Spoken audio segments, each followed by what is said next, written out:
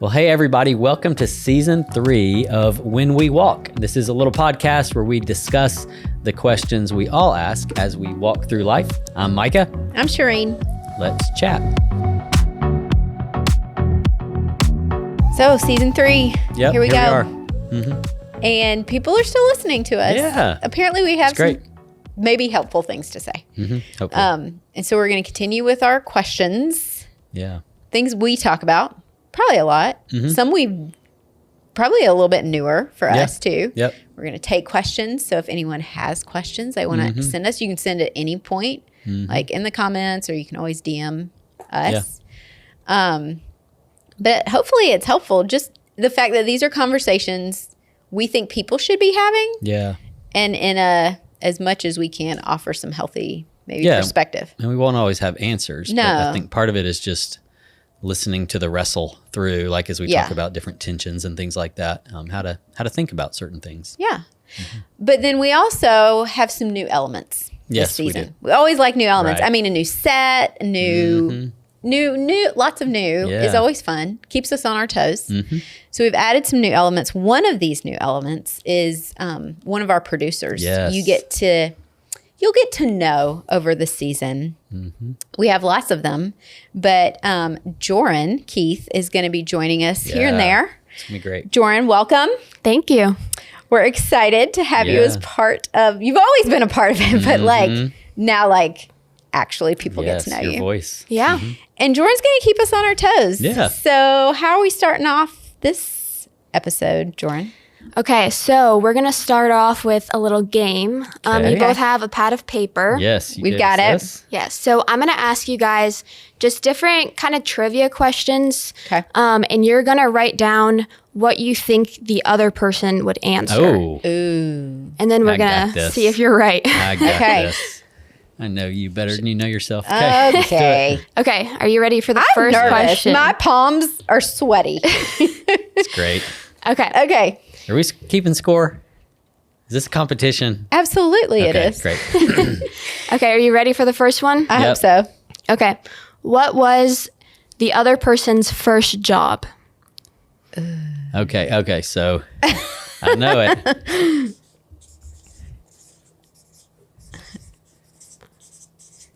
Okay.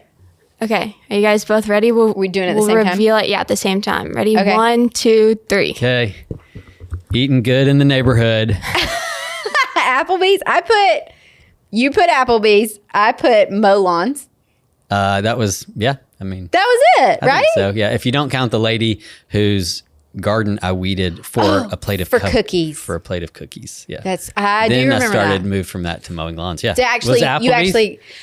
It is close. Technicality. Right before Applebee's. Well, I was a server at Applebee's in a little small town because there was not very many restaurants. But before that, I worked for another lady who started the very first cafe in Dublin, Georgia called Fancy Buns. Oh, I think and I heard you talk about Fancy Buns. I helped serve coffee. Okay. That was my very first job. Fancy Buns. Is it still around? It didn't last. Okay. No. All right. But okay, you got that one. Okay. It won't happen again. All right. I'm doing the same paper. 1 to 1. Okay. We both got it right? Okay. Uh-huh. Wait, no, I didn't get it right. Didn't. Oh, you did? No, I win. She was at Fancy Buns. Oh, okay. Yeah, she's up 1. Okay. The next question is, what is your favorite family trip that you've taken? That he would say. Yes. Oh man. I know he knows mine. Mine's too easy. I'm just going to say this. Oh, I'm going to lose. All right. 1, 2, 3. Yeah. Disney. You like my mouth?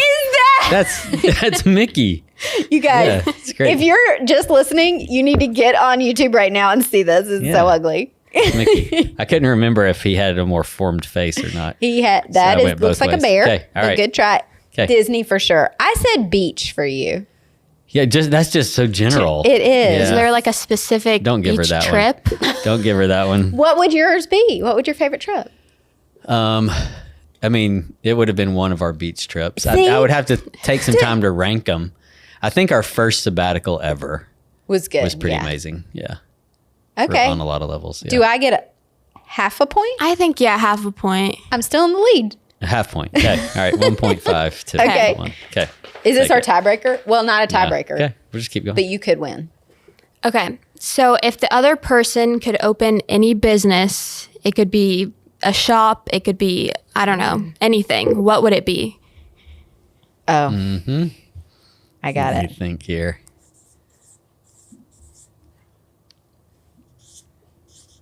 Okay, I got it. Hold on. That is a long Yeah, answer. you're going to create your own business that's never been done before. Okay. Okay, ready? Ready? Uh-huh. 1, 2, 3. Shoot, a curly hair only salon. Ooh. Oh, Would you- okay. I maybe would. Yeah, I think I got that. Okay. I put shoes. Shoe What do store. you mean? Sneakers. I should have said sneakers specifically.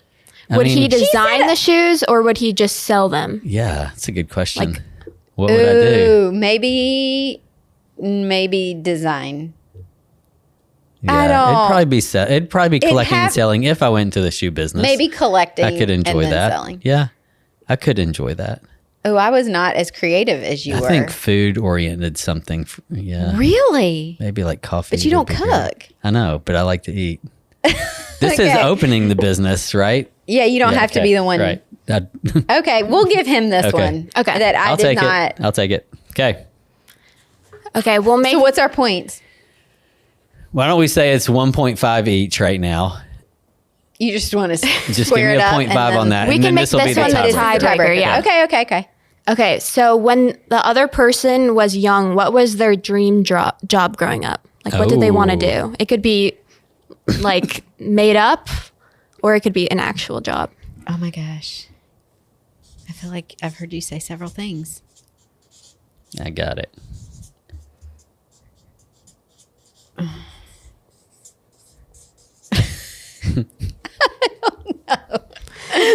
Okay, this is terrible. ready? All right. I feel so bad. right. I should know this. 1, Dude. 2, 3. Just working really hard in general. That was you just love that idea. That is Just- a cop-out answer. I don't did think, not. Did you have? I put vet. You're 'cause a right. kid- oh, I yes, did. you did. I loved Because you love animals. dogs. Yeah, So you're right. that's a cop-out. Wait, Joran? I you don't have- think that counts. Did you have? I don't know what that means. Did you have something that you wanted to do, or did you just think I wanted to do something that would really I'd be successful? Okay, working he's really not hard? wrong that I have Exactly. not talked about things I wanted to be. I mean, but like when you're a kid, you want to Just- I wanted to. At one point, I thought I wanted to be an astronaut. Who doesn't? At one got point, you work thought, really hard to do that. Okay. okay, I think I win. Let's just I say agree. that. Okay, we'll Yeah. we'll give you a half point on Work that. really hard. Yeah. That is. I don't know what that says about me. You like to work Maybe hard. I wasn't a very You like fun to work hard, and child. you feel good about it when you do. Oh, That's the point. okay. That's not a bad thing. Joran? That's a good- Did I win? You win. Yeah. Okay. All right. That's all that really matters. Next time, we'll try again. Oh, okay. Well, Okay, it was good. Thanks, Joran. thanks, That's a lot of fun. Joran. Of course. Okay. So the question today, actually, this was not a planned segue, but it actually works really well. The question that I think it would be great for us to wrestle with today, coming out of summer, is like your philosophy on life. Is it more work hard or is it more rest easy? Ooh, yeah. I think this is kind of competing philosophies that really exist not only in our world but also in the church. You have, kind of the hustler culture where it's just I'm going to always have a side hustle. I'm going to grind. I'm going to work hard. In kind of our society, but also in the church, you have that same mentality around, I'll sleep in heaven. Yeah. I want to serve Yes, I've heard Jesus that. every moment that I can. Actually, people who feel irresponsible if they're not actively serving the Lord in a particular way. And then you have the rest side of it. And culturally, you have athletes who are learning the value of sleep in order to perform better. Yeah. They're studying that a lot more. I heard someone say recently, the best flex is not how much money you have, it's how much time you have. Yeah. And the Like ability to margin. just rest easy and chill a little bit. And then even in the church now, with the rise over the last few years of people really emphasizing Sabbath and healthy rhythms and things like that. So I think these are kind of competing philosophies of life that a lot of people really wrestle with in different seasons.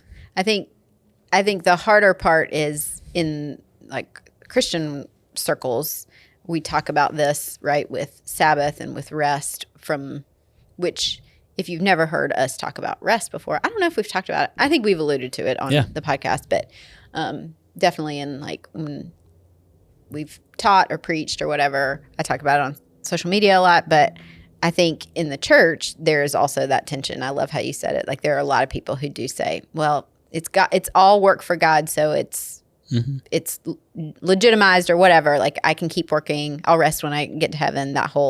I've heard that from so many people. But there is that wave of that rest is a gift from God. It early on was, which I think some people think, oh, it's just a command because it's one of the commandments, which it is.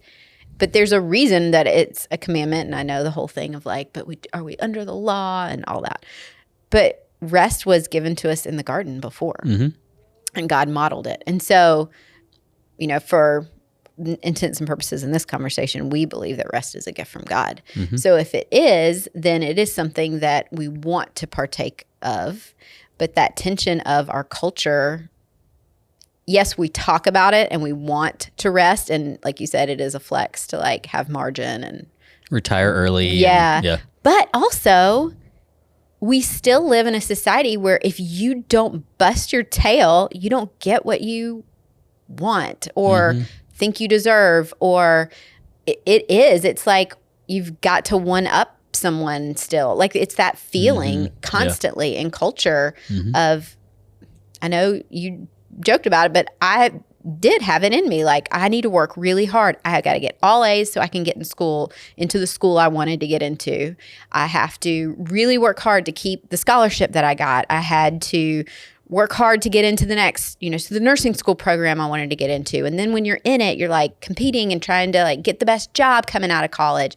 So our cultural moment doesn't lend to even trying to rest and like show that I can do that really well. Yeah. So it is a tension, and it's a tension outside of the church and inside of the church, I think too. Yeah. And that makes it really hard. And then add in personality. Obviously, I'm wired to want to be productive. Yeah, you are. And I feel if I'm not, at the end of the day, if I didn't do something, check off a list, or feel like I did something that was meaningful to the world or to my family or to someone, I feel like maybe it wasn't a good day. Yeah. So, where do you think that comes from? From me personally? Yeah. I think some of it's my family. I think your family of origin feeds that. I mean, my dad came from another country and had to work hard to get to where he is. I think my mom, her background, same thing. Her family came from another country, and it was ingrained in her. And then my dad's word growing up to me was tenacity. You got to have tenacity. Yeah. Oh, he said that so many times. And it was just in me to work hard. Yeah. So I think when we discovered Sabbath, it was a wrestle internally, but then also so beautiful when I finally settled into it. Yeah. Yep. And it's really good. I do think our personality, our family of origin, even our church upbringing influences the way we relate to work and rest, which is ultimately what we're trying to get at. Like how would the Lord have us relate to those two things? We know they're important.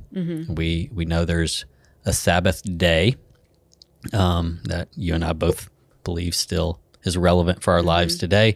We know that Jesus is our Sabbath rest. Yeah, ultimately. But we also know beyond the Sabbath day, there are 6 other days, and we're called to be fruitful, to multiply, to tend the earth, to cultivate the culture, those types of things. And also Jesus invites us to go and make disciples. So there's work to be done. There's rest to be had. And I think trying to figure out how to work that into our lives is really a challenge. Yeah, it is. Because as we learned this summer with our sabbatical, which is part of where this conversation really started to bubble up in both of us this summer, is things don't always go as planned. Like you can have your value system and you can have your schedule, but when things don't work out, the way you expect the right or proper balance between work and rest, when those things are not like working the way you expect them to work or think they should work, it can threaten your value system and cause different reactions to come out of you.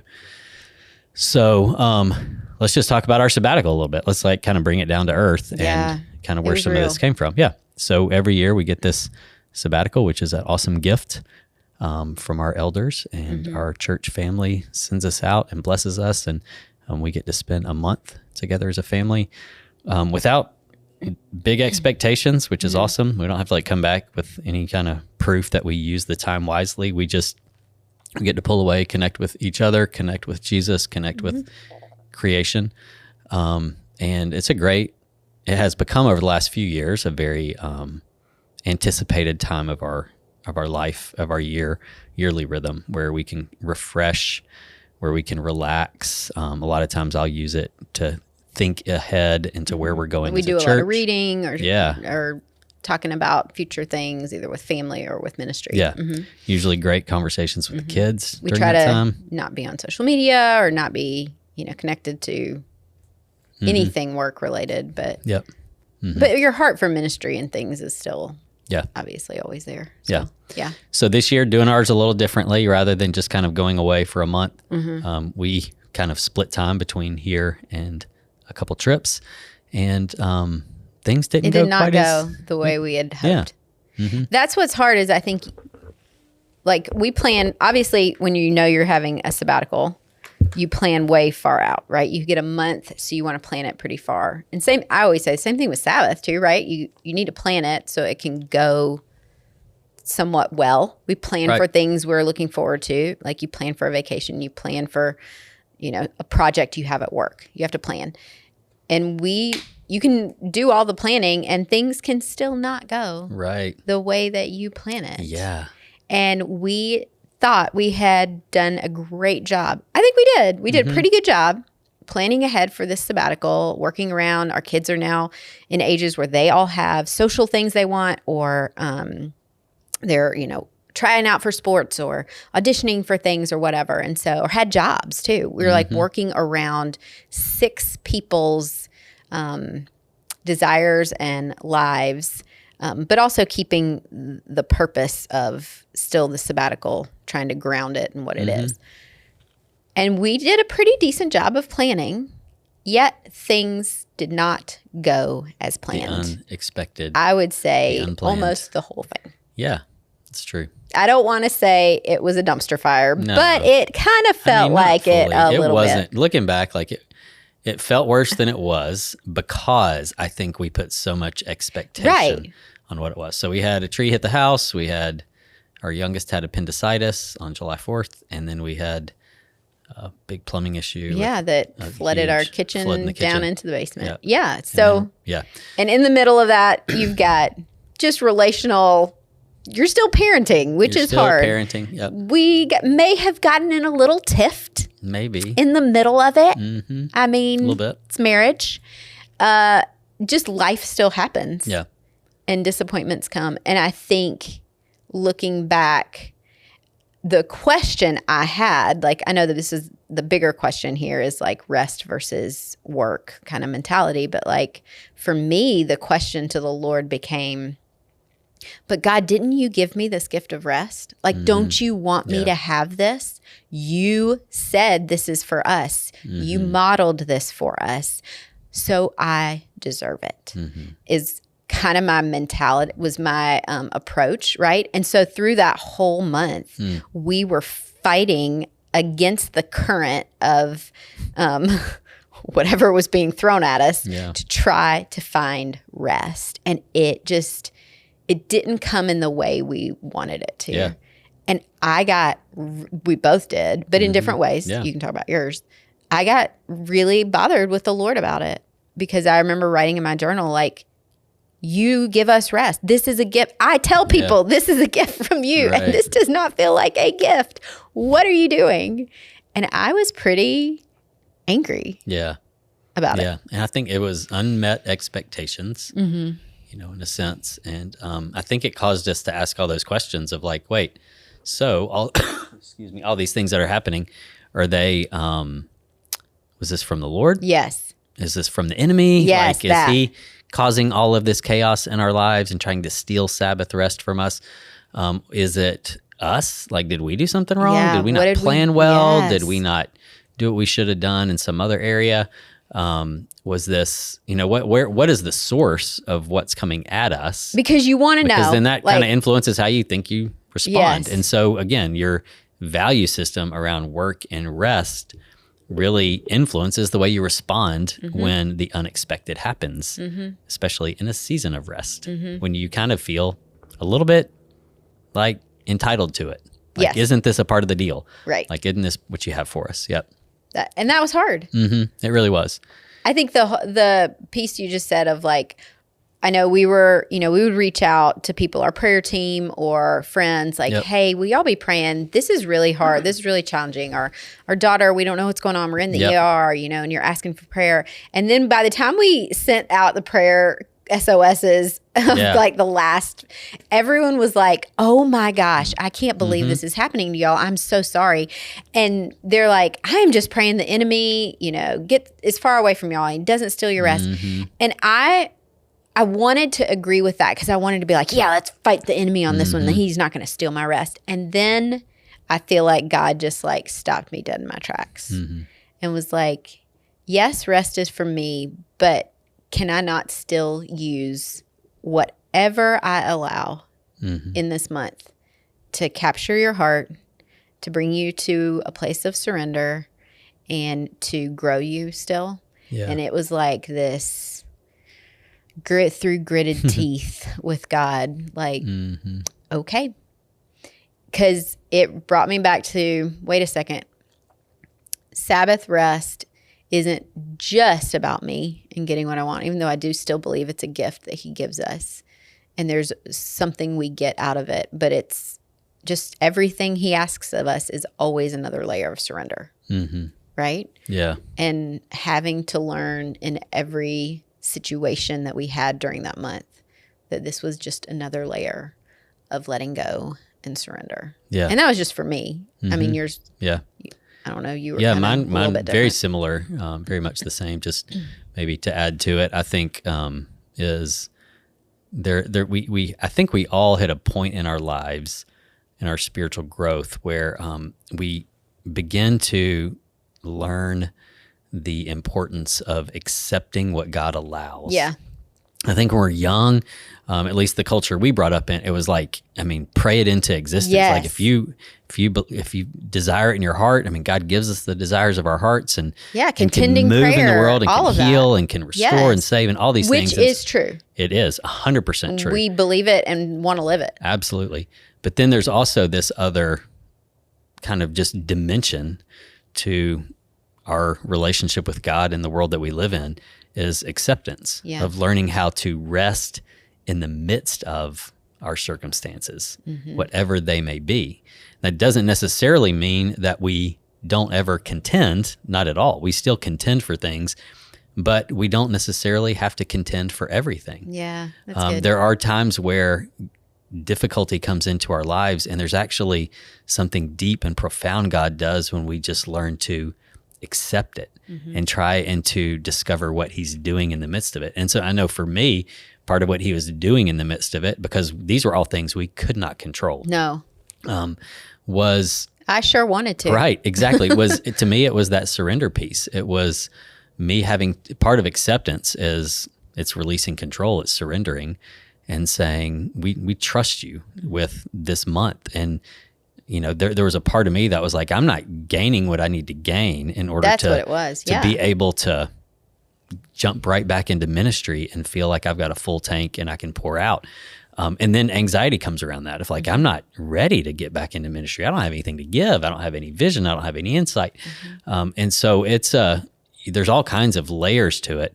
But then there's something about just accepting what is, and there is a rest in that. Yes. There's a rest not in that goes beyond like my circumstances are restful, which is what kind of going away on Sabbath is, versus Jesus is my ultimate rest. Yeah. Like he is our Sabbath rest, it says in Hebrews. And even in the midst of our circumstances, there is a way to rest in him with the things we can't even control. Yeah, that's good. Yeah. Yeah, I think I probably read to you from this like so many times. I know. I need to get that or borrow yours. But there was this quote that was kind of this same. I don't know if it was this. It's not similar. I'm just going to read it. Yep. So I don't remember who this one is. I cannot remember who this guy is. Michael Molinos. Don't know. Yeah. He's somebody in the church that was important. Long time ago? A long time ago. Okay. Okay. So in this devotional, I think I read it almost every day from the beginning of our sabbatical, and every single day it just was like piercing to my heart, because I also think I know a lot of these people lived in times that were more challenging, different challenging, I would say. Yeah. But one of the lines that like really got me, it was the whole thing is about circumstances, your circumstances in life. And it says, your Lord desires to purify your soul, and he can use a very rough file. I know that doesn't sound encouraging, but yes, he may even assault the purer and nobler things of your life. And I put a little star next to it because I remember writing in my journal, even Sabbath rest, which is a gift from him, which is a pure and noble thing that is from him, I can easily elevate above him and think that because it's a gift from him, that I deserve what I think it should be over Jesus, who is the rest that I'm striving for. And he will, I loved the word, assault that. And it felt like that's what happened over sabbatical. He assaulted my rest in a way that I needed to be recalibrated and refocused. And that was a rough file. Yeah. That did not feel great, but I think it brings it back to that whole place of like, he will use whatever means. And so if I would have just looked at it as I have to fight the enemy on this, I would have kept swimming upstream so discouraged. And though we will still pray next sabbatical that the enemy doesn't use anything to come at us, and we will pray protection over our home and our health and all of it. So hopefully our rest doesn't get stolen in a lot of the same ways. But I think I definitely learned a new level of surrender and understanding of acceptance. Is that the word you use? Yeah. I think that's really good. And it's just so like the Father who is loving and good and takes the very best care of us, to always like press us back to Jesus. And even good things in our lives, even our prayer time, even our spiritual practices, even our giving, our serving. And this is the challenge of work and rest is even our serving can become an idol. It can. And he's faithful to assault that. And our rest can become an idol. And our Sabbaths can become an idol. And he's faithful to assault that and to get us back every time. It's just getting us back to the person of Jesus. And making sure that in everything our lives are continual, I think, and even deeper surrender to who Jesus is and what he has for us.